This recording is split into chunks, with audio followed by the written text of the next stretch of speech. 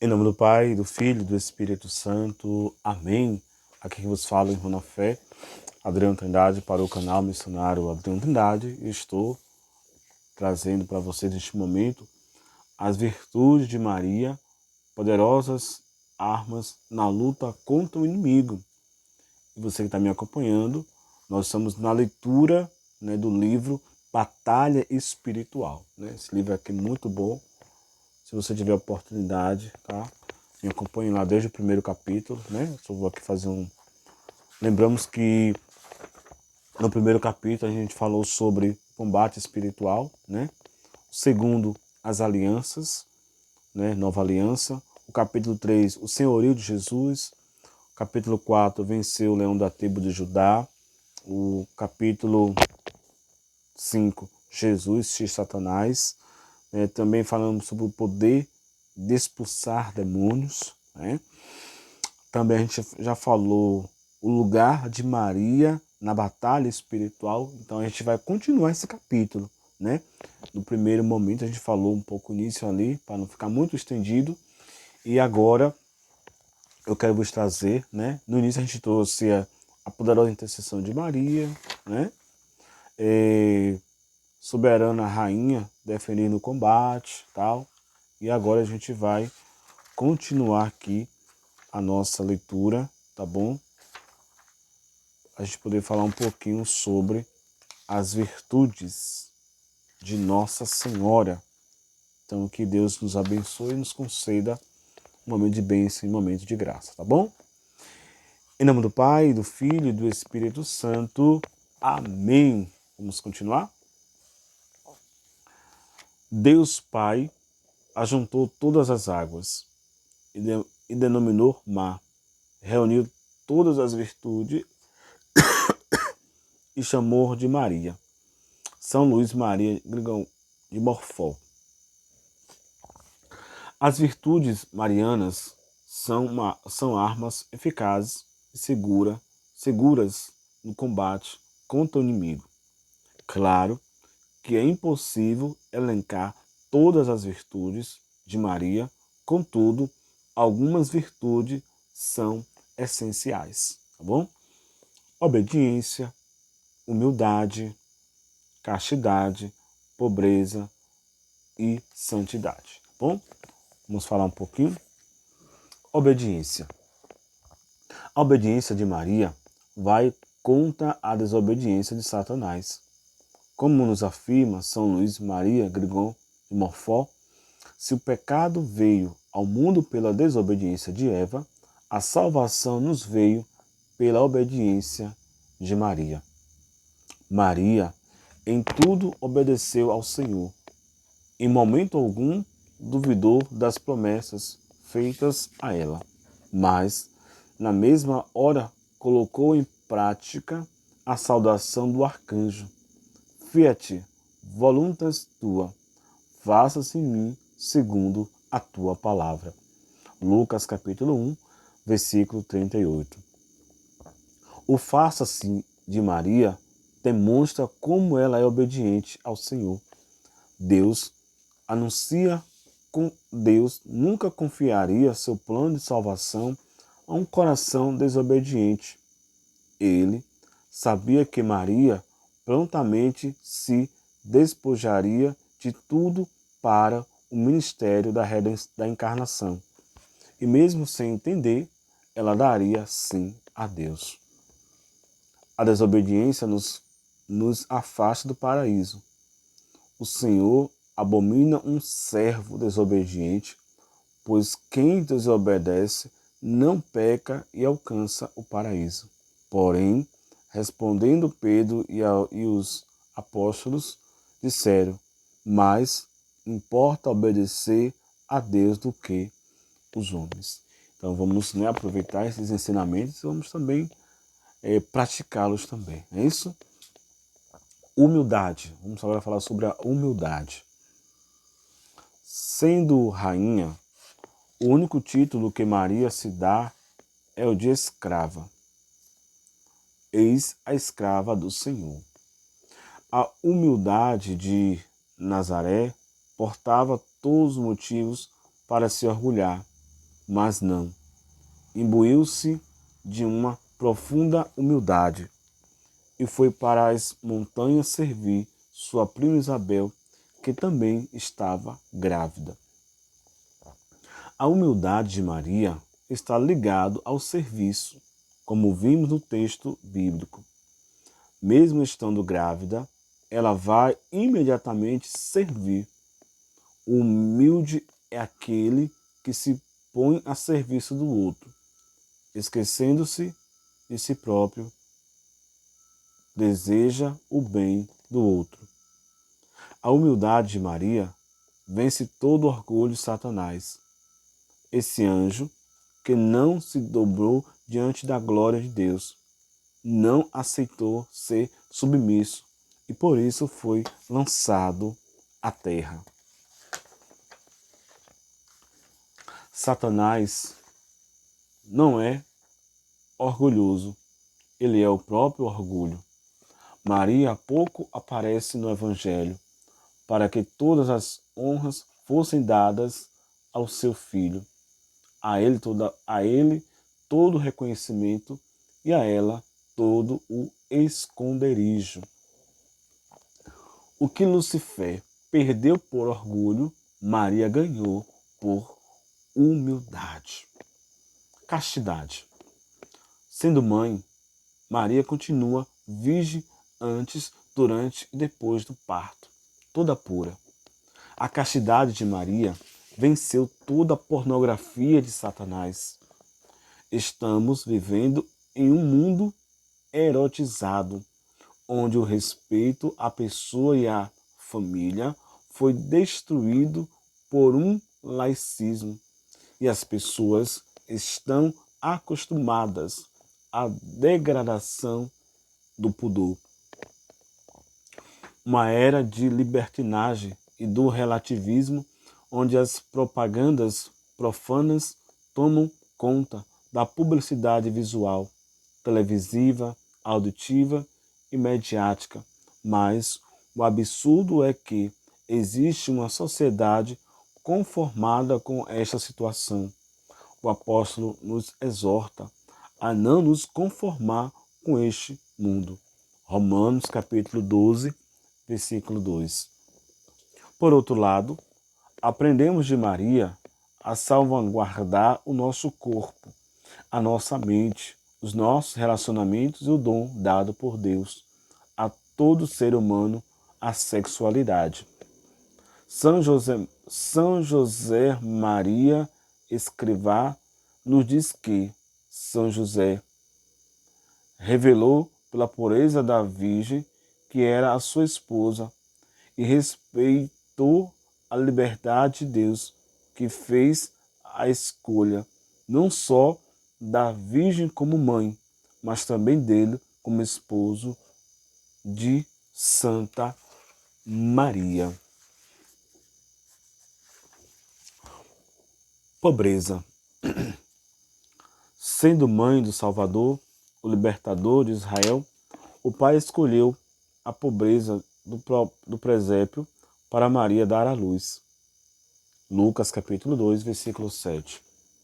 Descendente de família pobre, ela continua pobre até a Assunção para herdar uma riqueza no céu. Pobre em Belém, pobre em Nazaré, esposa de carpinteiro e mãe do príncipe da paz.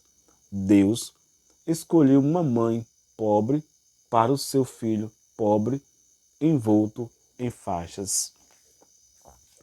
A Trindade Beatíssima recebeu e cumula de honras a filha, mãe e esposa de Deus. E é tanta a majestade da Senhora que os anjos perguntam: quem é esta? São José Maria Escrivá, que nos diz, né? Mulher tão pobre que tem a graça de ser receptáculo da maior cobiça angelical é Maria. Ao contrário de Maria, Satanás, o príncipe deste mundo, se ufana a arrastar os homens que chegam a entregar-lhe suas próprias almas em busca de riqueza e luxo. A pobreza da Virgem do Presépio é porto seguro para aqueles que desejam as riquezas do céu. Santidade. Claro que ser livre do pecado não é mérito pessoal da Virgem Maria, mas de Deus, que a preservou de tamanha mácula. Ela mesma reconheceu a grandeza do Senhor. O poderoso fez em mim maravilhas. Lucas 1, versículo 49. Maria é toda pura, e me retribuiu o Senhor conforme a minha justiça, conforme a minha pureza diante dos seus olhos. 2 Samuel, capítulo 22, versículo 25. O esplendor da sua virgindade perpétua, sempre intacta, faz dela a criatura mais pura que se possa imaginar. Virgem singular. Ao longo do tempo, na Santa Igreja, a ditosa Virgem tem inspirado as filas angélicas dos virgens a viverem como ela. Santas e santos que, como Maria, viveu nesta terra, só de Jesus em busca de eternidade. Apocalipse capítulo 14, versículo 4. Aprendei-vos de Maria a viver em total santidade e pureza de coração, como nos lembra o Senhor no Evangelho. Bem-aventurado os puros de coração, pois verão a Deus. Então que possamos, nos aspirar nessas virtudes que nós acabamos de falar, que são as virtudes de Maria, poderosas armas na luta contra o inimigo. E a cada dia, a cada momento, a gente vai vendo que o inimigo vai se levantando e a cada momento surgem coisas novas, até mesmo para ofuscar os nossos olhos. Mas maior é a graça, maior é a santidade que provém de Deus para cada um de nós, tá bom? O Santo Rosário, poderosa arma contra Satanás, Nós estamos dando continuidade à nossa leitura. O Santo Rosário é uma grande arma contra Satanás. Insistente é o pedido de Nossa Senhora de Fátima, que praticamente em todas as aparições pedia aos pastorinhos que rezasse o texto todos os dias. Ela, que na sexta aparição apresenta-se como Nossa Senhora do Rosário. A oração do Santo Rosário, depois do Santo Sacrifício, é a devoção mais meritória e sincera que o cristão tem contra Satanás e seus espíritos rebeldes. É realmente uma eficaz oração e meia de salvação, pois a alma que na devoção permanece em Deus receberá virtudes necessárias para bem viver sua vida espiritual. O cristão tem que ter uma vida marcada pelo rosário, pois é verdadeiramente uma oração de combate contra o anjo quebrador de promessas. O inimigo treme quando encontra um servo com os dedos calejados pela oração do rosário. Quando a oração do rosário é recitada, toda a trama e maldade de Satanás cai por terra, pois essa eficaz arma é socorro certo e afugenta a presença do revoltado.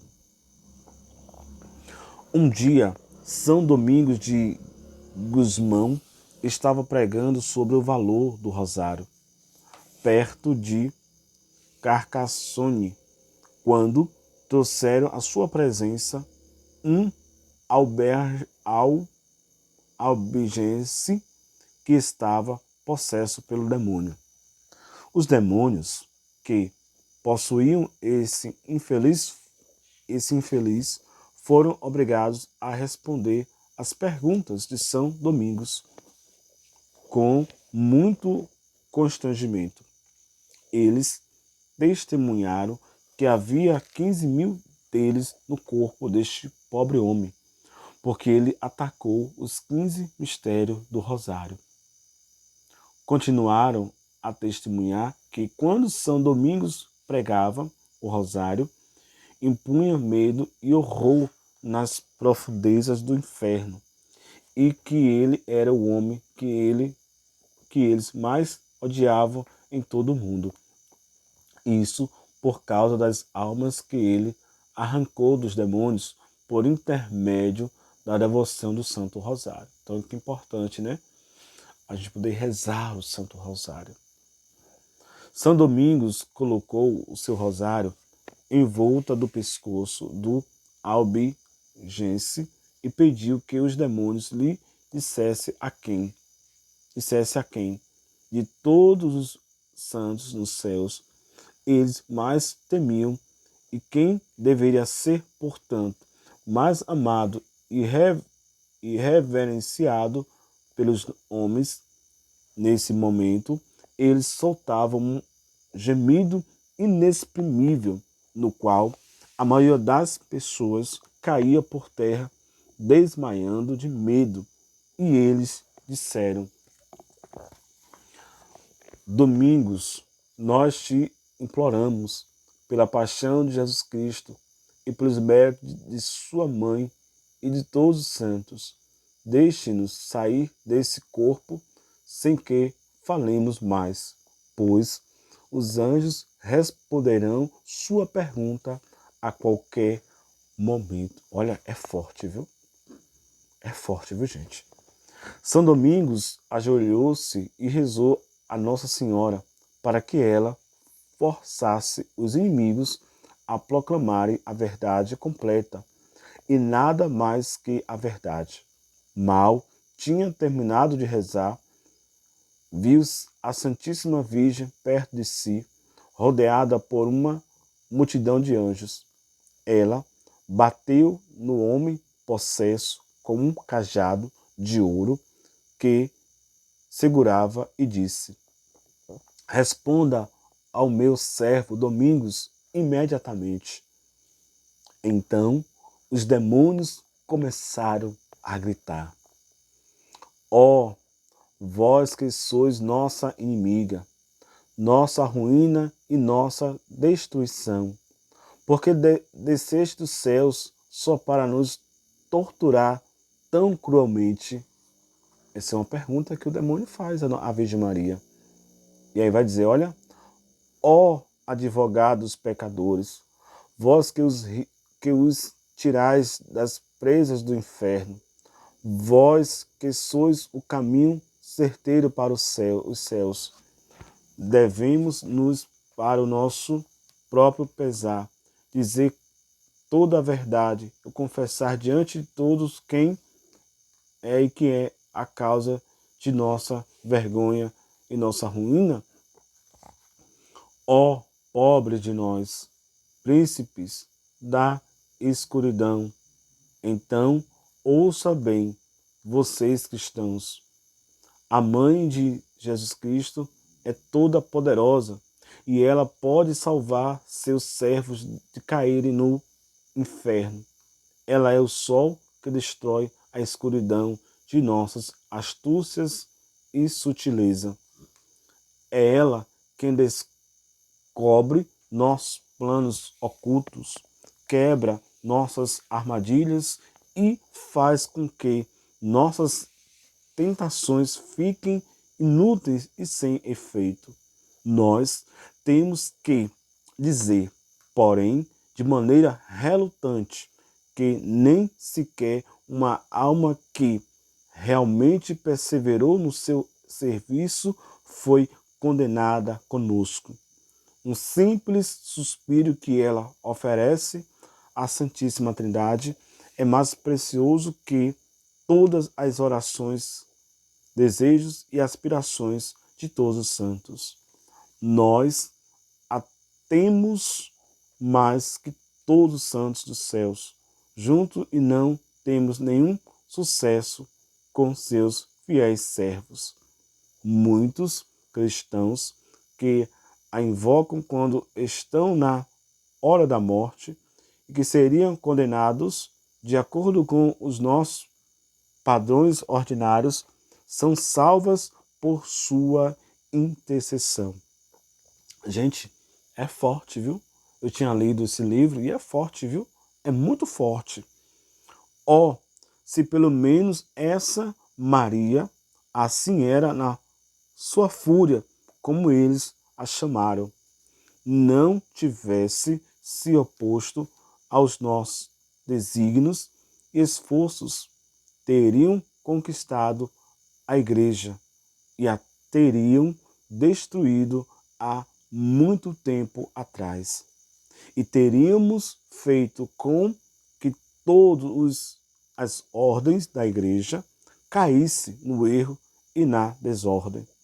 Agora que somos forçados a falar, também lhe diremos isto: ninguém que persevera ao rezar o rosário será condenado, porque ela obtém para seus servos a graça da verdadeira contrição por seus pecados e por meio dele eles obtêm o perdão e a misericórdia.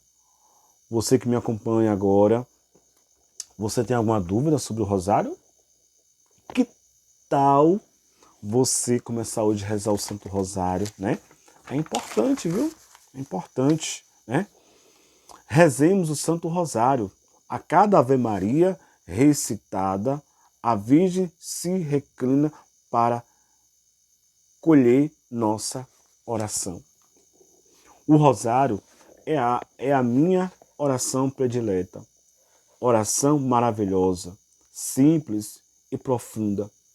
Quantas graças recebi nestes anos da Virgem Santa através do Rosário, diz o Papa João Paulo II. Ó, arma bendita é o Santo Rosário. Então vamos pôr em prática o Rosário. E aqui eu quero abrir um parêntese, né?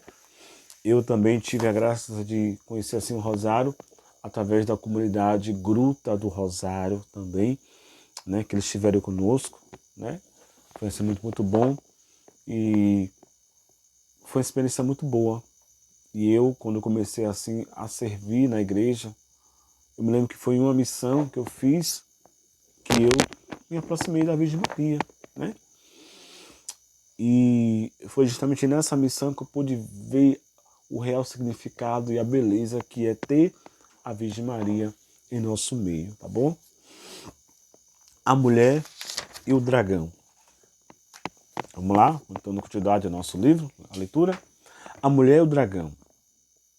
Em seguida, um grande sinal apareceu no céu. Uma mulher revestida de sol. Tinha a lua debaixo de seus pés e uma coroa de 12 estrelas sobre a cabeça. Estava grávida e gritava de dores, aflita para dar à luz. E apareceu um outro sinal no céu. Um grande dragão vermelho com 7 cabeças e 10 chifres, e nas cabeças 7 diademas. A sua cauda varreu uma terça parte das trevas do céu e as atirou à terra. Esse dragão parou diante da mulher que estava para dar à luz, a fim de quando ela descer à luz, devorar o seu filho. Ora, ela deu à luz um filho, um menino, que fora destinado a reger todas as nações com cetro de ferro. Mas seu filho foi arrebatado para junto de Deus e do seu trono. A mulher fugiu então para o deserto, onde tinha um lugar preparado por Deus para aí ser sustentado por 1260 dias. Então a gente percebe, né, a mulher e o dragão. Então que a Virgem Maria continue a interceder, né, por nós, querido irmão, querida irmã. O apóstolo João relata a luta entre o bem e o mal. Duas figuras apocalípticas, a mulher e o dragão, uma figura bela e a outra asquerosa. Maria é a primeira grande figura dotada de esplendor e beleza, cheia de esperança, iluminada pelo sol da justiça e da vitória. Quem é essa mulher que surge como a aurora, bela como a lua, brilhante como o sol, temível como um exército em ordem de batalha? Cânticos, capítulo 6, versículo 10. No Antigo Testamento, o povo era comparado a uma mulher, como por exemplo, no livro do profeta Oséias. Vou despojar-se com fidelidade, conhecereis o Senhor.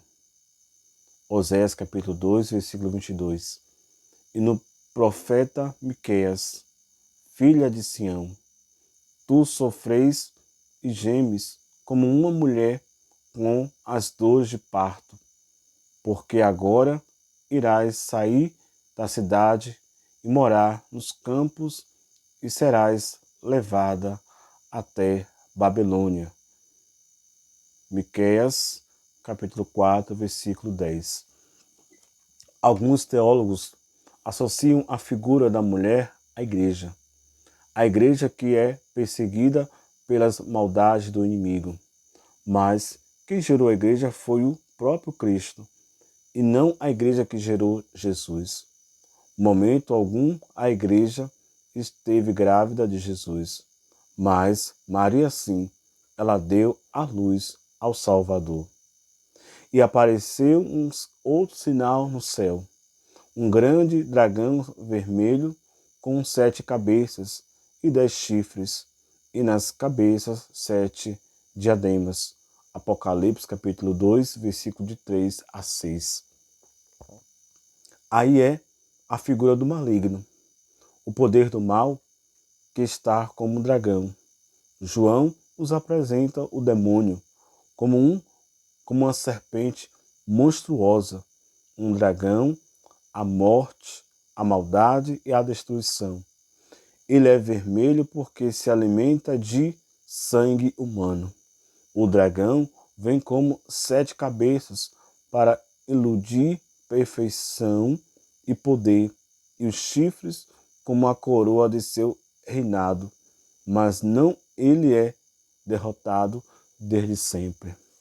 A sua cauda varreu uma terça parte das estrelas do céu.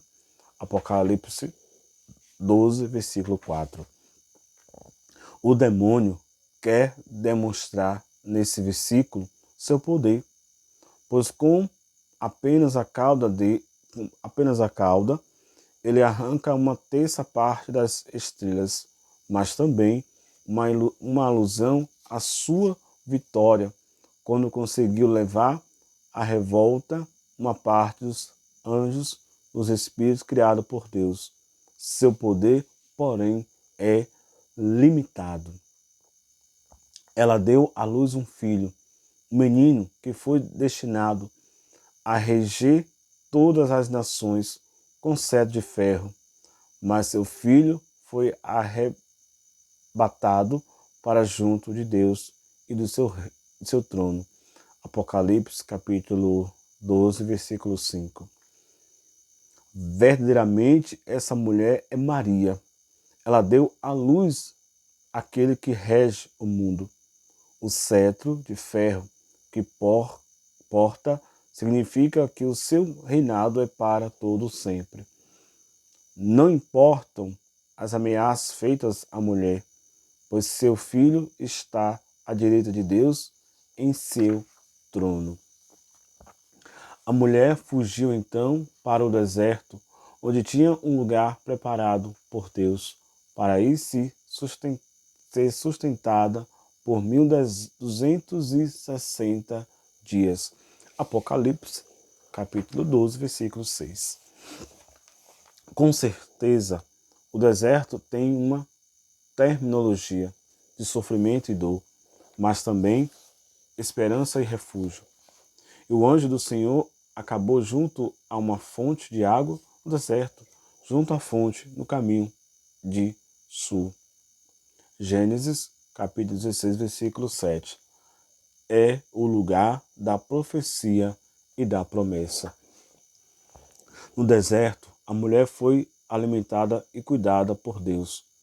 Uma memória do maná, lembrando que os 1260 dias são 3 anos e meio, que são a duração exata das perseguições de Herodes à Sagrada Família. O dragão é identificado como a antiga serpente. É uma referência ao livro do Gênesis, capítulo 3, versículo de 1 a 5, onde o demônio, que leva o homem para o pecado, aparece como uma serpente. Seu nome é Diabo ou Satanás. Em hebraico, Satã significa adversário, inimigo, acusador. Esse nome foi traduzido para o grego como Diabolos. O dragão e sua legião são expulsos do céu e lançados para a terra.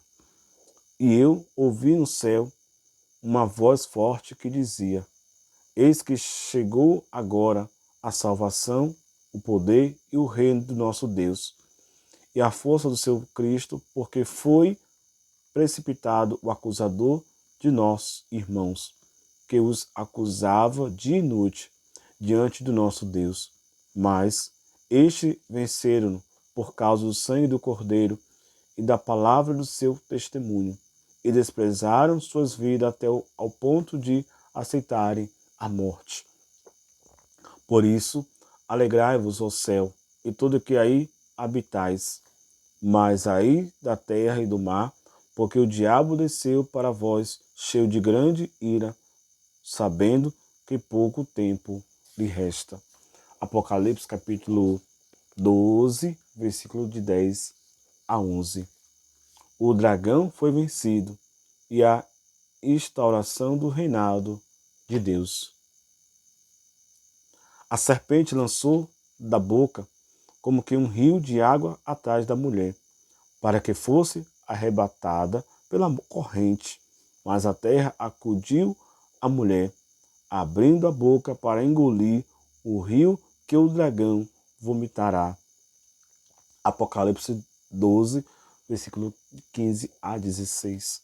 Este rio que a serpente lança sobre a mulher são as perseguições à igreja, mas também as calúnias feitas à Virgem Mãe, um rio de mentira que tenta afogar o nome de Maria.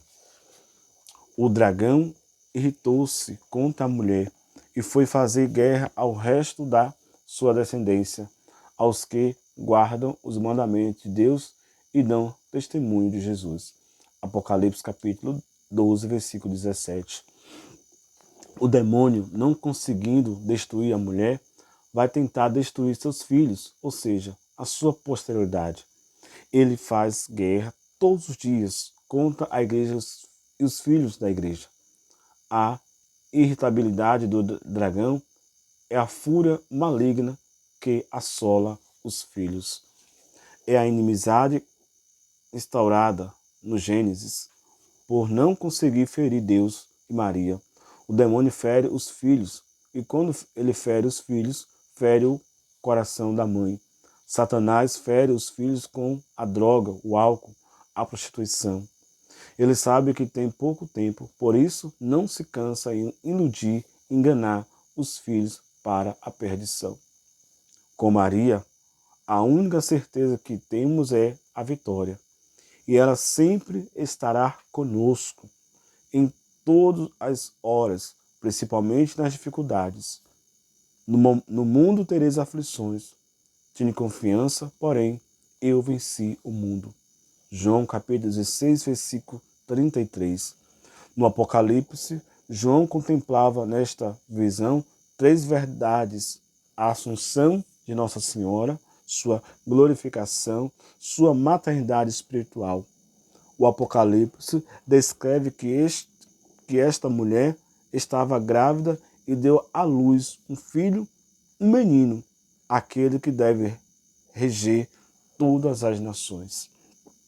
Apocalipse, capítulo 12, versículo de 2 a 5. Em todas as batalhas contra o inferno, certamente seremos sempre vencedores se recorrermos à Mãe de Deus.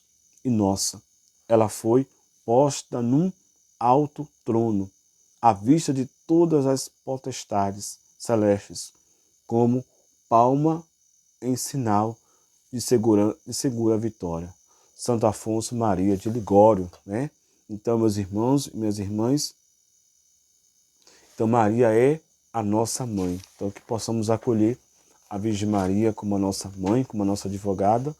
E aqui a gente conclui, né, o nosso capítulo de hoje, né? Sobretudo aqui, o capítulo 7, que tem como tema o lugar de Maria na batalha espiritual. Então você acompanhou o primeiro vídeo, né, desse capítulo, agora o nosso segundo vídeo, concluindo, né, por hoje a nossa leitura. E depois a gente vai voltar com o capítulo 8, onde a gente vai falar sobre o papel de São Miguel Arcanjo no combate espiritual. Então, você que me acompanha, fique aí ligadinho, né? Porque a gente ainda não terminou o nosso livro, viu? Nosso livro que é Batalha Espiritual, tá bom? Então a gente ainda tem o papel de São Miguel, arcanjo no combate espiritual. Temos também a Santa Missa, Mistério Perpétuo de Libertação, tá bom? Importante você permanecer ainda acompanhando, tá? E também temos também a intercessão de combate, tá bom? Intercessão de combate e também estratégias mais usadas pelo inimigo. Eu só vou falar depois, tá? Você permanece comigo e desde já quero agradecer a você que me acompanhou aqui nessa leitura do livro Batalha Espiritual do Padre Gilson Sobreiro e Fraternidade com o Caminho, tá bom? Deus abençoe, gratidão mesmo por você que acompanhou. Desde já, deixa o seu like, né? O seu joinha, o seu comentário e fale para mim a sua experiência com a Virgem Maria. Ave Maria, cheia de graça, ora convosco, bendita sois vós entre as mulheres, bendito é o fruto do vosso ventre, Jesus. Santa Maria, Mãe de Deus, rogai por nós, pecadores, agora e na hora de nossa morte. Amém. Deus abençoe, um beijo ao teu coração, um abraço e salve Maria, você que me acompanha aqui no canal do missionário Adriano Trindade. Deus abençoe.